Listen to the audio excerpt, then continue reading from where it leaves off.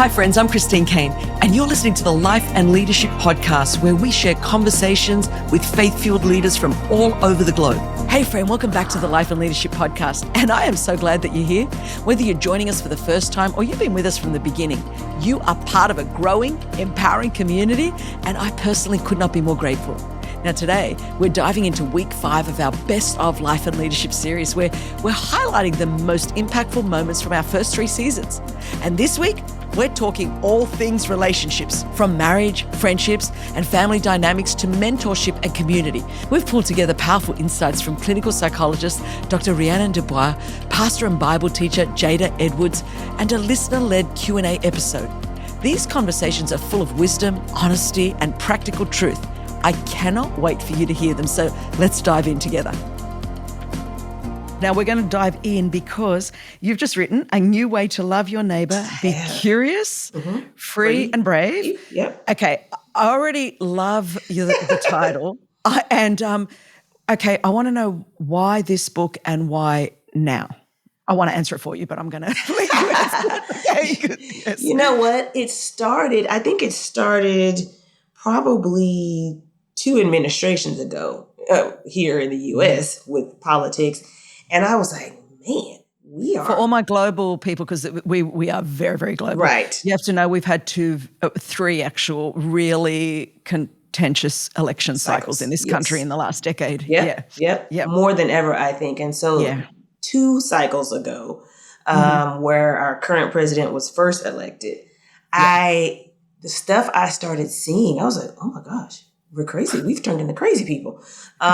Things that I would see, people would make horrible comments about somebody, and you did what? You're going to hell. I was like, wait a minute. How is your whole salvation overturned because of a political choice? And then you would look at the nasty commenter and click on their profile. It'd be like, daughter of the king, child of Christ. You're right. What? And we're talking about both sides of the aisle for this. Just in general. Yeah, definitely. I was like, what Jesus are y'all serving? And so, what? These things don't match up. And so, it started a whole discussion on, man, what is love really? And I am so not a touchy-feely, softy person. I was just like, this is why we get on well. Everyone. I know. Just, come on. High five, keep it moving, right? And so I was like, there's something weighty to this. That was happening simultaneously with some things happening in my own marriage. And I think I was really like, God, I need you to fix my husband in these 3 areas. And then, we'll be good. And not you. Yeah. Not just me. Conway. I mean, I'm working on me, but really he's the issue. And I remember the Lord clearly saying, you have a love issue. And I was like, no, I love him. He's like, no, that's not what I'm saying. I'm saying you love my potential fix of him more than you love me. You're loving the fixed marriage more than me, Jada. And so it was like several things happening in my life at once that made me realize, oh my God, are you telling me every single sin, every single one is a love issue? He's like, hence the command to love the Lord your God, hence me saying that this is what everything hangs on. And so it just opened up this curiosity for me to be like, is there really something, there more to it than what we thought than just being kind and being nice? And there was. And so it just made me want to dive deeper into it. Well, tell us a bit, because my mentor, who's 82, would say that is the single greatest issue. Period. In 80, and of that, she's taught women for 60 years, and would come back and say, in the body of Christ, the love issue is the issue. She goes, it doesn't sell books, because unless it's sort of love expressed a certain way, whether that's you vote a certain way or you do certain acts of justice or whatever, that will sell. Yeah. But just sort of talking about what it really means to love the Lord your God with all your heart, soul and strength, and to love your neighbor as yourself.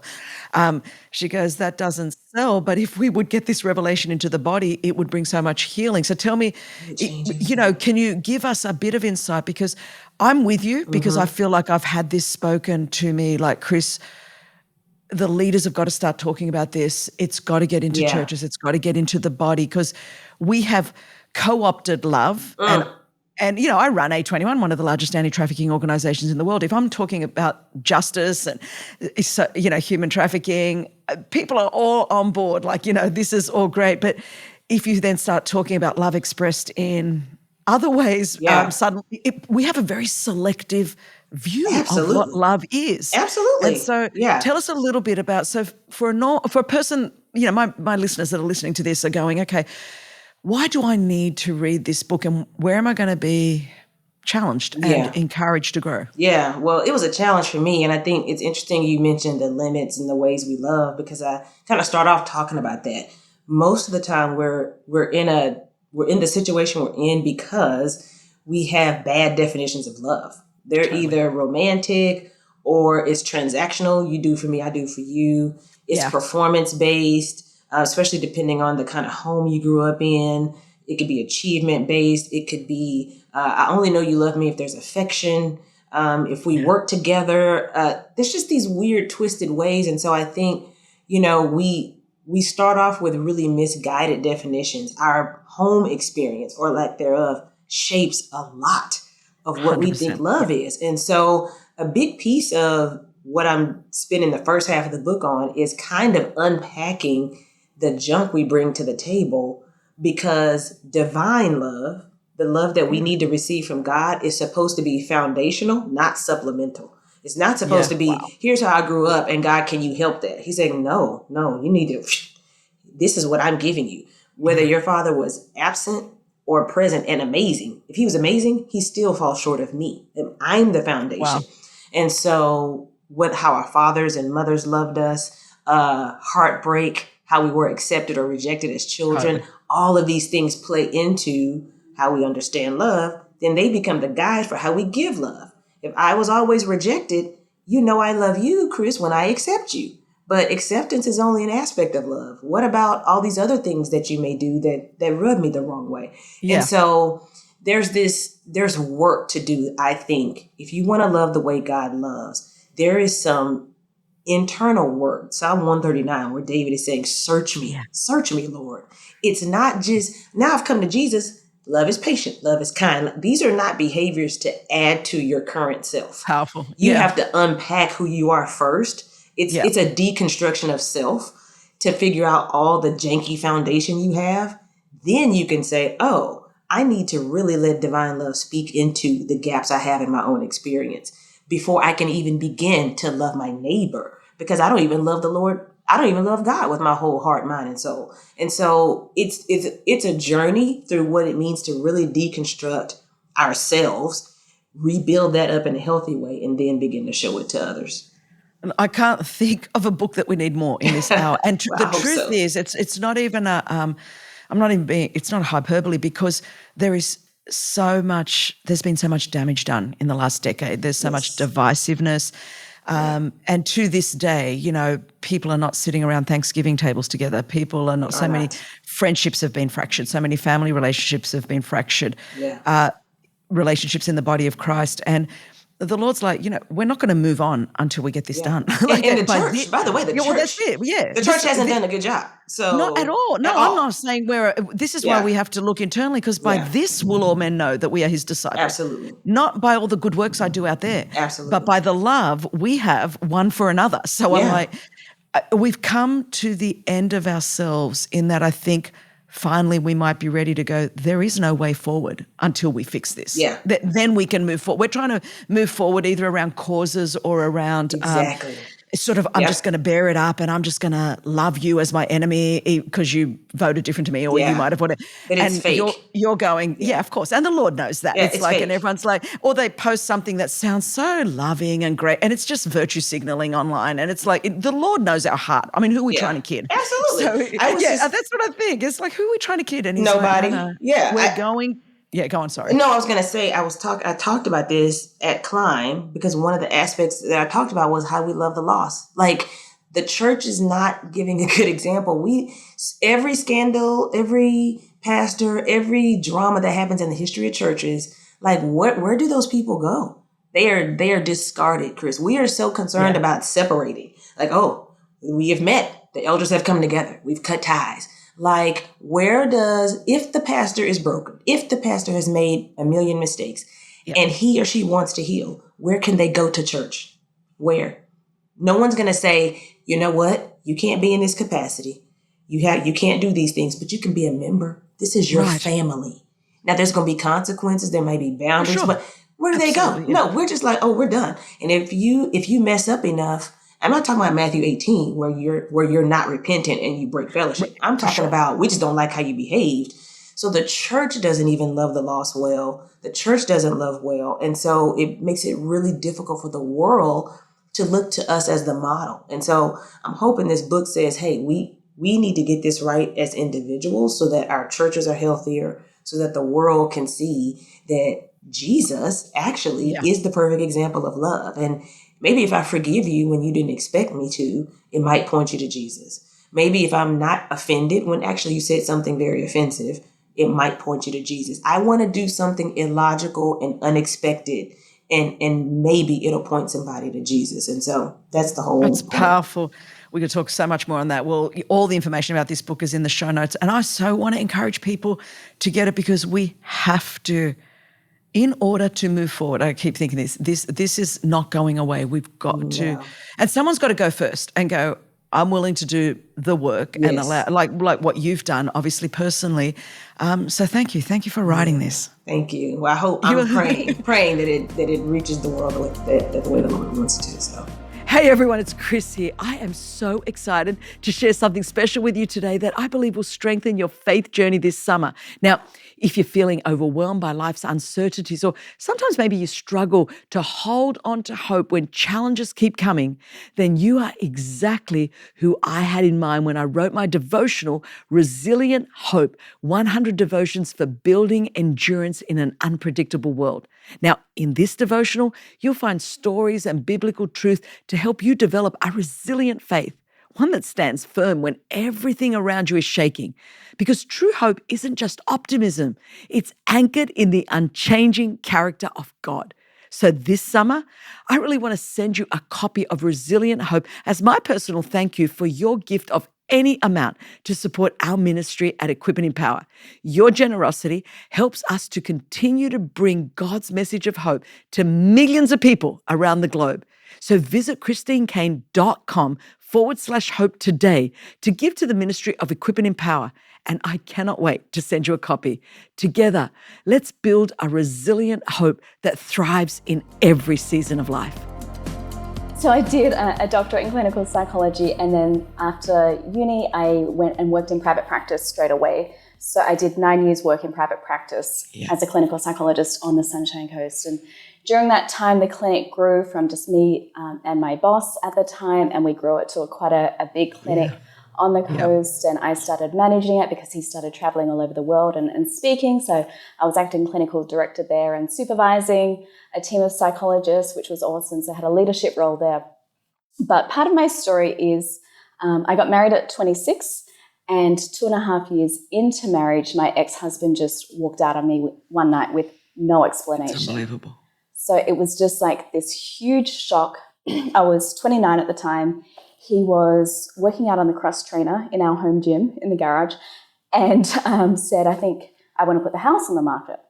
And I was like, but I love this house. And then he said, I think we need to take a good look at where this relationship is going. And I'm like, this relationship, like this marriage that we've been in for 2.5 years? You know, he's on the cross trainer. And then I was thinking like maybe babies would be the obvious next step. I'm 29. And he said, I'm not happy. It's not you. I'm leaving. And I remember just sliding down the wall of the garage, like, what on earth is happening? And if you knew my ex-husband, you knew that he was serious. Like, he wasn't messing around. Like, when he made up his mind, he made up his mind. So I begged, I cried, I did everything. I was like, you made an oath. Like, I was just in such a state of shock. That was a Sunday. I went to work the next 2 days. I don't know why. Yeah. I think I was just in this state of shock, and I had clients. I felt like I've got this responsibility. But I went to work the next day, didn't tell anyone. I would do things a lot differently now, but no one prepares you for divorce. Right. And I think if we've got any listeners, any women or men who have gone through divorce, it's like we did pre-engagement counseling. You do pre-engagement or pre-marriage counseling, but no one tells you how to actually go through a divorce. and the shame of it all too. So especially because you're a person of, you're a Christian, so you're not you don't get married planning for divorce. That's why no one helps you through it. Yes, it's like of all of the sort of faiths, we are like, it's a covenant for life. Divorce is a no-no. And he had said to me, we will never get divorced. Like, divorce is never an option. And I'd grown up in this church and family were linked in the ministry in the church. So it just came as such a shock for me. No warning signs or anything. So I went to work the next 2 days, came home on the Tuesday, and he had a real estate agent sitting at the dining table. They were putting the paperwork together to sell the house. And then this is unbelievable. Hang on, because someone's going to be listening to this right now as we're talking, or you're talking and going, hang on a minute, you're a clinical psychologist, you're managing, a practice. How can you not have known this was coming? I didn't know, Chris. I know. I know sometimes life just throws you. Yeah, throws you for a six. I don't know if that's cricket terminology, but it just came left field. Like totally zero, blindsided. There was zero signs at all. He denied infidelity, Well, yeah, but I'm just saying, so you could be even a psychologist and be blindsided is what I'm asking. Sure. Yeah, for sure. Totally. Yeah. So I think for anyone who's going through this, who's been in a similar position, whether it's a husband just leaving, walking out, or there's infidelity. And I used to counsel so many couples, so many women and men whose spouses had cheated. I was doing marriage counseling for so many couples, and then this happens. So he leaves that night, had his bags already packed in the car and just left. And I was like, he was crying and I was comforting him anyway. Sometimes I'm too compassionate. This is true confessions of a psychologist here. This is what you're getting, yes. Yeah. And so then I was like, well, what do I do now? So I called my boss and said, I won't be in for the rest of the week. And just left a voice message, called my mom, called my best friend, called my brother. They came over and we sort of just stood around the kitchen table and in shock. Yeah. But then I went back to work the next week, the Monday morning, and that year I saw the most clients I ever saw in the 9 years of private practice. I was managing the clinic, supervising 7 staff. So God gave me a grace for it. But Chris, if I'm being honest, I would pack my Clear Eyes and my makeup in my bag. Man, because I would get triggered at work and in between clients. I was putting that Clear Eyes in and touching up the makeup. I don't know if that was the best practice in hindsight. Maybe I should have taken a bit more time off. But let's talk reality for when people were going through this. I had a mortgage to pay. I had bills to pay.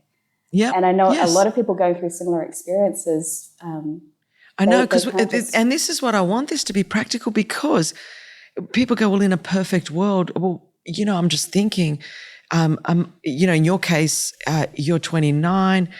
Thank God you had a job that was paying. Imagine if you were, a wife left with 3 kids and there was no income, and suddenly your spouse comes home and says goodbye, kind of thing.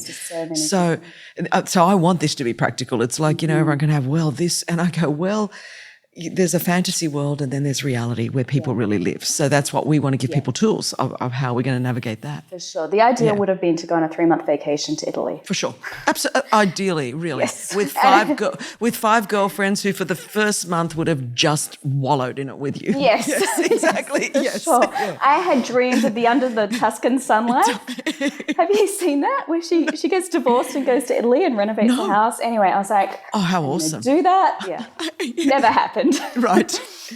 No, you've got to work and pay a mortgage. I had to work, pay a mortgage, and face the practicalities. So that was such a challenging time. I'm so glad I had friends and family who were supportive. But to anyone who's going through that, I want you to know that there's people that can support you. God sees you. And during that time, God was so close to me. And I drew so close to him. Suddenly I had nothing. So all of my stability, or what seemed like my stability, my security in life, because I like home and making a house a home. So I lost my home and my husband in one night. And so it was like, okay, it's you and me, God. We're just going to do this together. And I just felt his presence so close and just drew so close to him through that time. Which was major. And then what happened? Because you obviously continued, Yes. with life. Yeah. Yeah. So I did have dreams. Did you think everything was going to be over? Different people navigate different things. I mean, you were in practice. How were you thinking then in terms of your career, your calling, your leadership? You were leading all of those things. I was leading, yeah. Thankfully, I had a great team. And my team and my boss were psychologists. Yes. So, I mean, I would go into people's office and they would counsel me, free counseling constantly. So there was never a risk of losing my job. A lot of us at the clinic were Christians, but we weren't a Christian psychology clinic, but we had a reputation for the Christian, Christian psychologists on the Sunshine Coast, and people would drive from Brisbane and an hour away to come to the clinic. So, I felt very supported, but there were times where I had couples and clients who knew of my situation. So there was one instance where I was counseling a married couple and they knew people who knew me and knew of my situation. So I just had to address it and say, let's talk about the elephant in the room. Yeah. I am going through a divorce and have you got any questions? And I think that vulnerability actually helped. Now, typically as a psychologist, you don't share for sure your personal stuff, but I knew for this couple that it was important. So yeah, it was embarrassing, it was shameful, but I just had to keep on going. And so there's different types of coping. Like in psychology, we talk about different types of coping. There's emotion-focused coping, which is actually processing the emotion, allowing yourself to feel, to grieve, and then working on ways to process that, whether it's talking with girlfriends or journaling, praying. Then there's solution-focused coping or problem-focused coping. So that is looking at, okay, what do I need to do in order to move forward? Right. So that might be, for me, that was, I need to go to work, I need to pay the bills. Yeah. But there's other things too, practically, that people have to do, like the single mum now who's finds herself left alone raising kids. She has to take the kids to school. She's got to provide the food, go to work. So we do need to engage in that practical problem-focused coping. And then lastly, there's avoidant coping. So avoidant coping is, I don't want to face this at all. I'm just going to check out, deny the issue. Sometimes with avoidant coping, we see extreme substance use behaviors. Right. So drinking, drugs, sometimes there's a bit of binging Netflix or a little bit of retail therapy. It's fine. So it's when it becomes problematic and someone is actually not addressing the issue, that's a concern. But research shows or tells us that both problem-focused coping and emotion-focused coping are the way that we should be handling grief and hardship.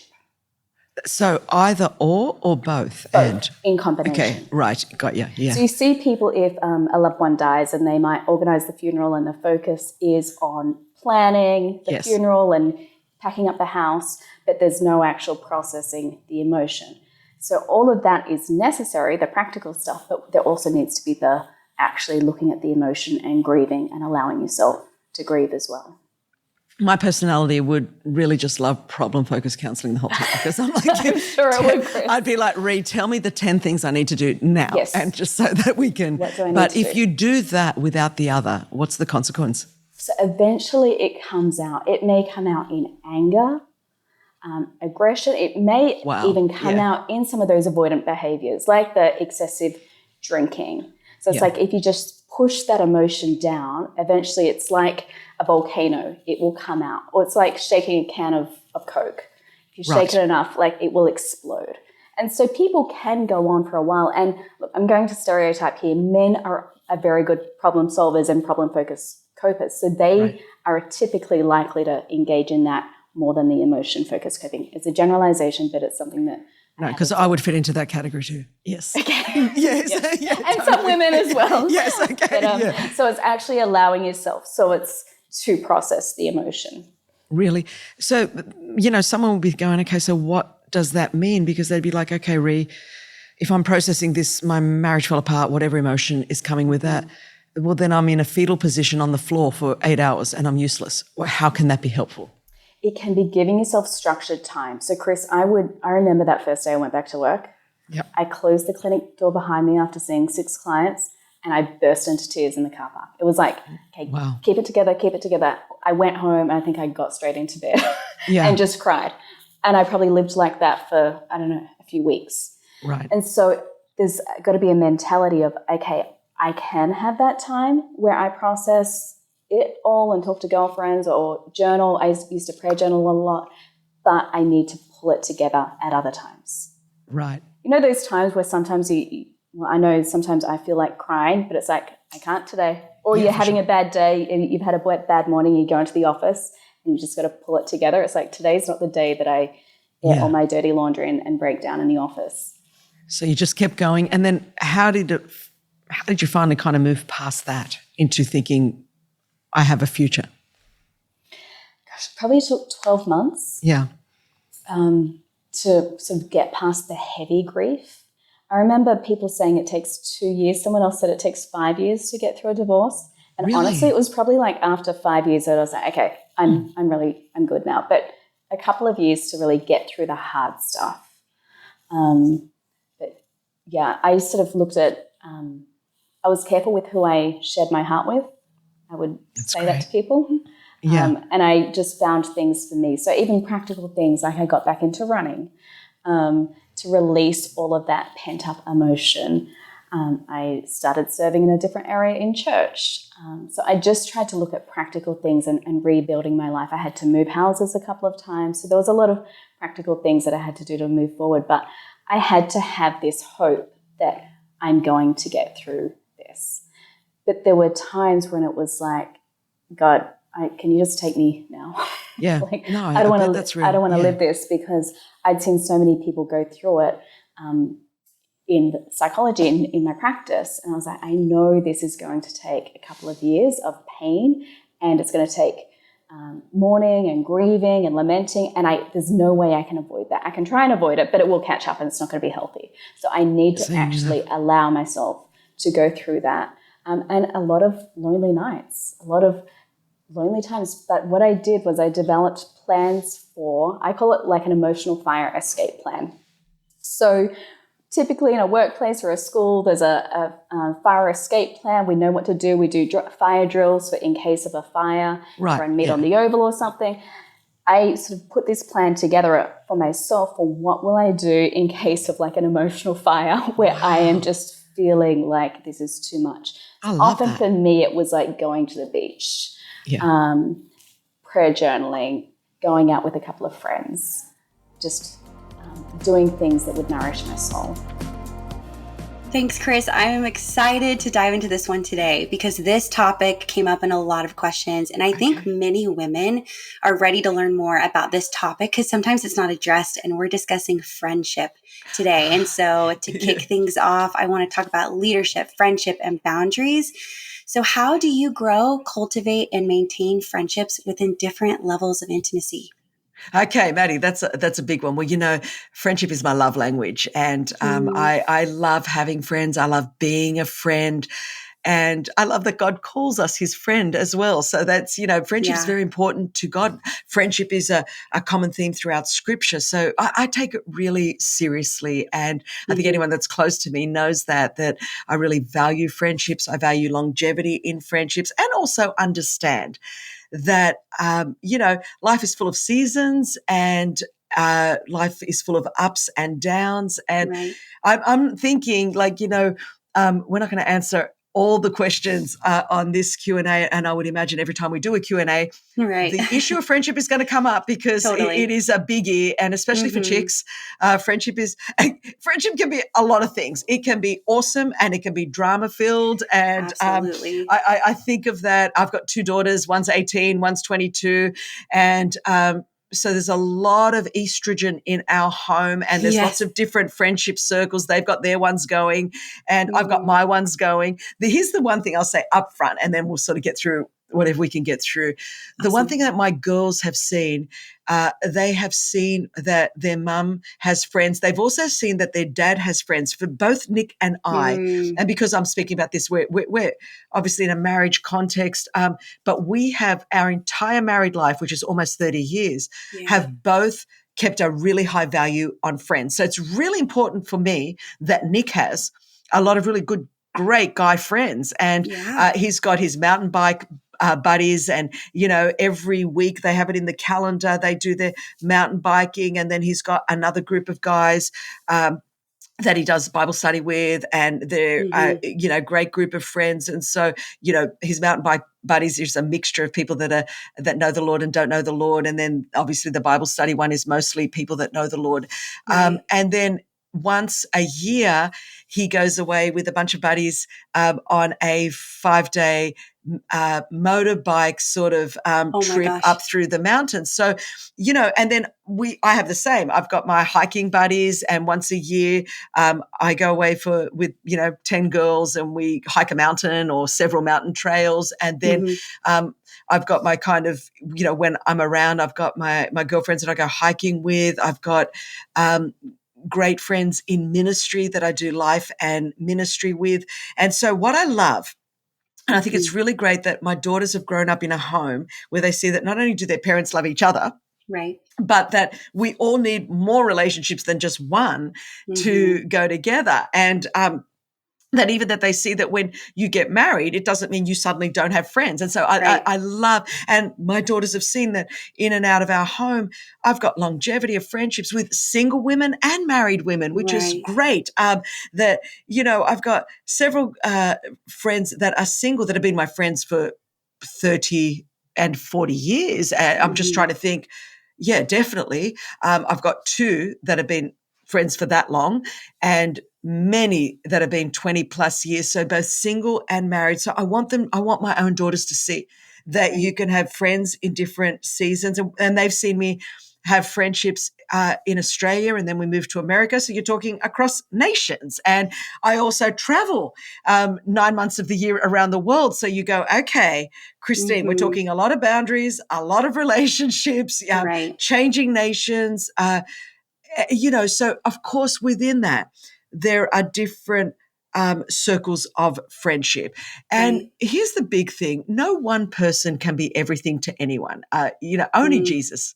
Only good. Jesus can be that. So I wouldn't want any one of my friendships to have to bear the burden of just, listen, all of Christine is too much for anyone. Only Jesus can cope with that. It's too much for Nick. It's too much for anyone. But I have probably and a good circle of, probably 5 very, very close, intimate ministry girlfriends in not exactly doing what I do, but within that sphere. And they're senior leaders that get it. They understand what I do. They understand me. They're a little bit older, so they're seasoned in life. And they would be like my very close circle that would be my go-to for deeply personal things, deeply intimate things. Now, I am, transparent with everyone. What you see is what you get. Like, Maddie, I am, and my staff sees what you see is what you get. But for deeper, more intimate things, well, then that level is a few people. Number one, not everyone needs to know. There's a very big difference between your private life and having a secret life. I don't have a secret life, but I've got a private life where, and it's very hard for me to be your leader and putting vision on team and then sitting down having very deeply intimate personal interrelationships. Well, I expect all of you to have that with your peers and friends, and I've got that in my group as well. So that helps keep some boundaries of how I could be entirely friendly and friends with a whole bunch of people on our team. And I love it. Like when I'm in different countries with all our officers, there's no one I'd rather go to dinner with, and there's no one I'd rather chat with and chat about vision and be totally open. But then if I've got things that I'm working through, and of course there are things with marriage or family or just my own spiritual life that I want to talk through, well, of course I've got different spheres for that. And I think that's really healthy because it enables everyone to be kind of free within that. And I've made sure I've always kept that in my life. I've made sure. And I think even moving across the world, I've got some friends from Australia that are still very close friends. By that, I mean, we would regularly text. We schedule calls. It's like, hi, okay, when can we catch up? There's great intention. And you have to be because all of us are busy. But you prioritize what really matters to you. So I'm sort of willing to forsake binge watching something on Netflix so I can call someone and have a chat to them. That for me, that's a high value. Now I do realize friendship has a very high value in my life. So I am I'm going to get on a plane and come and visit you. And just if you're in a different state and we're close friends, and it's your birthday or it's something important, well, to the best of my ability, I'm going to rearrange everything because I want to be there. One of my dearest friends is Lisa Harper. And so we are working, we like get on the phone and listen. Two people don't travel more than Lisa and I, and have so many things going on. Yeah. But we're like, let's get our calendar out. And it is like Tetris, man, going, okay, well, I'm over here in Indonesia on this day, but if I fly in here, we can have one day jet skiing here, and then we will. But it's that important to us that we're going to do that and make it work. Now, people are saying, that's because, okay, flying is a part of my life. Now, when I was living in Sydney, Australia, and I had a local-based ministry, I had the same intentionality. It didn't mean I was flying, but it meant, okay, because we could have just got caught up with life, but it was like, okay, on Tuesdays at X time, we're going to meet for an hour to do this.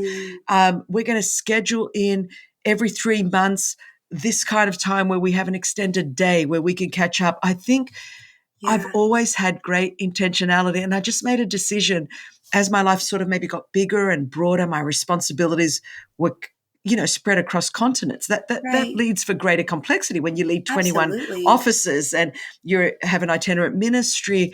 But the 4 or 5 friendships that I hope to be able to have right to the end, well, they matter enough that it's like, okay. And I think we could do it because we so value and esteem each other.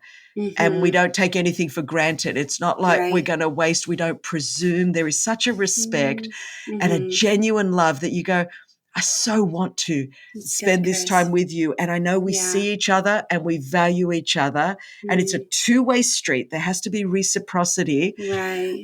I think the disappointment comes if there's unmet expectations because there really wasn't honesty about it in there. And oftentimes a lot of things dissolve and end because one person had a higher expectation than the other person did. And often I think if we were just perhaps a little bit honest earlier on, it would stop some of the pain further down the track. I'm not going to sit here and go, oh, it's all awesome, but would I trade it for anything? No.